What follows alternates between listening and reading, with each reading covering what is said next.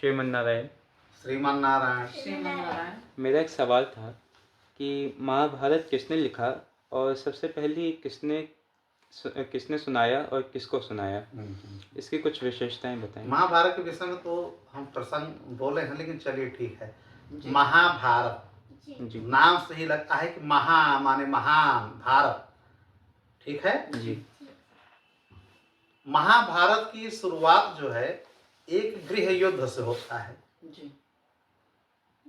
पहले आपके प्रश्न का जवाब दे दे, फिर डिटेल में चले। महाभारत को सर्वप्रथम वैशंपायन ऋषि ने, जो कि वेद व्यास जी के शिष्य थे, उन्होंने कुरुक्षेत्र में सुनाया। किसको? जनमेजय जी को। राजा जनमेजय कौन है? परीक्षित जी के लड़के हैं। परीक्षित ने भागवत सुना था, ये महाभारत सुने। भागवत को सुनाया सुखदेव जी ने, महाभारत सुनाया वैशंपायन जी ने कुरुक्षेत्र में। परीक्षित जी कौन थे? अभिमन्यु के लड़के। अभिमन्यु जी कौन थे? कृष्ण के भांजे थे ना, अर्जुन जी के लड़के। अर्जुन जी कौन थे? पांडु के लड़के। पांडु कौन थे? वेद व्यास जी के लड़के। वेद व्यास जी कौन थे? पराशर सत्यवती के लड़के। पराशर जी कौन थे? ऋषि शक्ति के लड़के। ऋषि शक्ति जी कौन थे? ऋषि वशिष्ठ के लड़के। वशिष्ठ जी कौन है? ब्रह्मा, परम पिता ब्रह्मा जी के लड़के। जी समझ में आया? जी। तो हम अब आ रहे हैं महाभारत पे। जनमेजय के उन्होंने सुनाया। और ये महाभारत लिखी कब गई हुई है? कब लिखी गई? महाभारत जो युद्ध हुआ है उसी का नाम महाभारत पड़ा। ठीक है। कुरुक्षेत्र में इतना बड़ा युद्ध हुआ था कि आज भी अगर वहां पे मट्टी हम लोग खोदें या वैज्ञानिक लोग जाते हैं तो वहां पे लाल रक्त की जो है कणिकाएं निकलती है, मिट्टी लाल निकलती है। कई आयुध भी निकले हैं, शस्त्र भी निकले हैं, कंकाल निकले हैं। इसका मतलब महाभारत हुआ है, आज के 5200 वर्ष पहले हुआ है। जो हमारा युग चल रहा है कलयुग, इसके पहले ही द्वापर युग था, उसी के ठीक बाद हमारा कलयुग आया है। 5200 वर्ष पहले कुरुक्षेत्र में महासंग्राम हुआ था। भाई भाई के बीच में ही टकरार हुआ था, जमीन को लेकर के विवाद हुआ था। आजकल भी जमीन में देख रहे हो ना यार, मर्डर हो जा रहा है, ये हो रहा है, वो हो रहा है। पहले भी हो चुका है। भाई भाई में कभी सही से पटा नहीं है, चाहे वो राक्षस हो, चाहे देवता हो, चाहे पूर्ववंशी हो, कुरुवंशी हो। कौरव और पांडव दोनों एक दूसरे के भाई ही थे ना, चाचा और बड़े पापा के। ये पांडु पुत्र थे, पांचों पांडव। अब कौरव जो 100 थे, ये किसके लड़के थे? यही धृतराष्ट्र के और गांधारी के। दुर्योधन इतना कलंकित था, इतना अधर्मी था राक्षसी प्रवृत्ति के होने की वजह से। उसने अपने पिताजी को बहका। पिताजी भी अंधे, सब मानते चले कि बेटा तुम जो कर रहे हो सही कर रहे हो। जबकि वेद व्यास जो उसमें थे, उन्होंने समझाया कि तुम आंख से अंधे हो, लेकिन ये क्या कर रहे हो? दुर्योधन के कहने पे क्या इतनी बड़ी युद्ध करा दोगे क्या? लेकिन जो होनी थी हो के रही। वेद व्यास ही जानते थे। इनका पूरा नाम है कृष्ण द्वापायन वेद व्यास, माने कृष्ण जी के एक अंश अवतार ये भी माने जाते हैं। इनका नाम वेद व्यास क्यों पड़ा? क्योंकि वेदों को इन्होंने बहुत विस्तारित कर दिया। वेद जो 4 प्रकार के होते हैं, इनको बड़े विस्तार इन्होंने लिख दिया, इनका नाम पड़ गया वेद व्यास। पहले इनका नाम था कृष्ण द्वैपायन, महर्षि कृष्ण द्वैपायन। ठीक है। द्वैपायन इसलिए कि द्वीप में जाकर के यज्ञ करने लगे थे, बचपन से पैदा होती ही। कृष्ण सांवले कलर के थे, ठीक है, इसलिए इनका नाम ये पड़ा हम। फिलहाल तो महाभारत जो है, जब पूरा युद्ध हो गया, सब महाभारत 18 दिन में हुआ था। सब जब मर गए, पूरी कहानी खत्म हो गई। पांडव लोग शासन करने लगे। युधिष्ठिर जब शासन करने लगे, सम्राट बन गए। और श्री कृष्ण जी द्वारिकाधीश बने ही थे, वहां शासन करने लगे।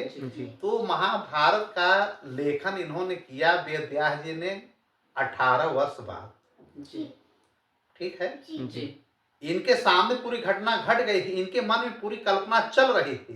लेकिन महाभारत इतना बड़ा हो गया है कि ये लिखने में समर्थ नहीं थे वेद व्यास। तो ब्रह्मा जी आते हैं और कहते हैं कि वेद व्यास और नारद जी के कहने पर कि मैं लिखूं कैसे, मेरे मन में तो है। तो ब्रह्मा जी भी कहते हैं और नारद जी भी कहते हैं कि ऐसा है, आप गणेश जी का आह्वान कीजिए। ठीक है। और गणेश जी ही इसको लिख पाएंगे। फिर वेद व्यास जी उनको बुलाते हैं श्री गणेश जी को। श्री गणेश जी कहते हैं एक शर्त है, अगर आप बोलना बंद कर देंगे तो मैं लिखना बंद कर दूंगा जी। तो इन्होंने कहा मैं बोलना नहीं बंद करूंगा, आप लिखिए, लेकिन जो शब्द मुझको भी न समझ में आएगा उसको आप सोच समझ करके लिखिएगा। ये कह करके वेद व्यास जी ने उनको थोड़ा सा ब्रेक लगाया। 8800 श्लोक इन्होंने ऐसा बोला कि श्री गणेश को भी समझने में समय लगा। 8800 श्लोक अभी गूढ़ रहस्य बने हुए हैं।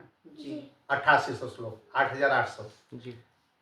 तो श्री गणेश जी वहां रुक जाते हैं कि इसका मतलब क्या है, इसका मतलब क्या है। तब तक ये नया श्लोक बना लेते थे। महाभारत भाई पहले की भाषा हमारी संस्कृत भाषा थी, संस्कृत में सब लिखा गया जी।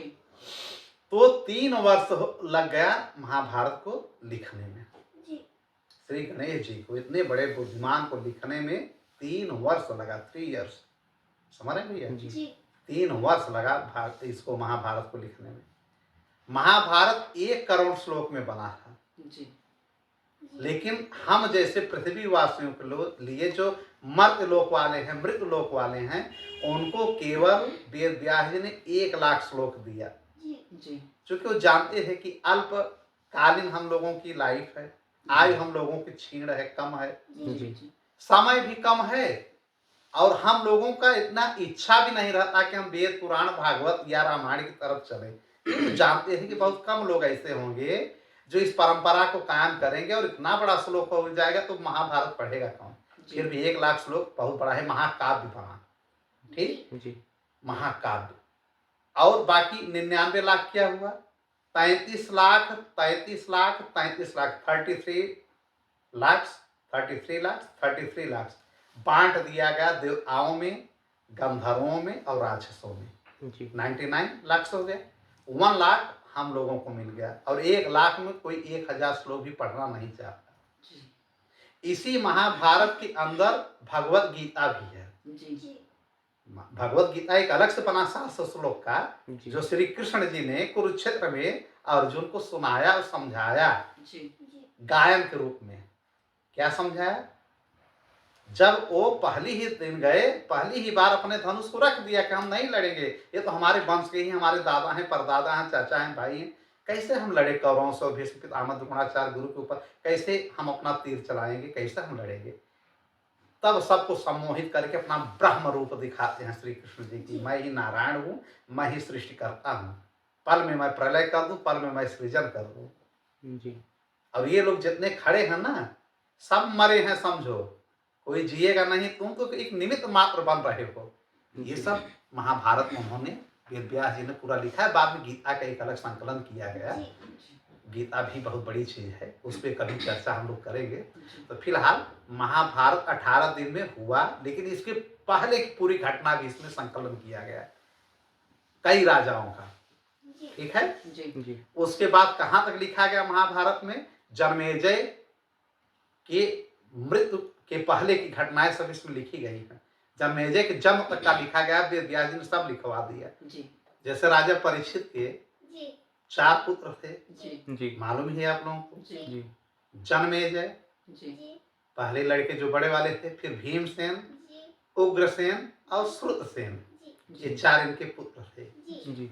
नागदाह जन्मेजय ने ही कराया जी। महाभारत जन्मेजय ने ही सर्वप्रथम सुना, ठीक है जी। हाँ, तो जन्मेजय सबसे बड़ा होने की वजह से जन्मेजय राजा बने और वही पहली महाभारत फिर सुने जी जी, ठीक है जी।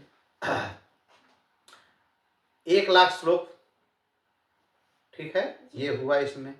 सुखदेव जी ने भागवत सुना दिया था और सुखदेव जी ने महाभारत भी सुनाया देवताओं को जी।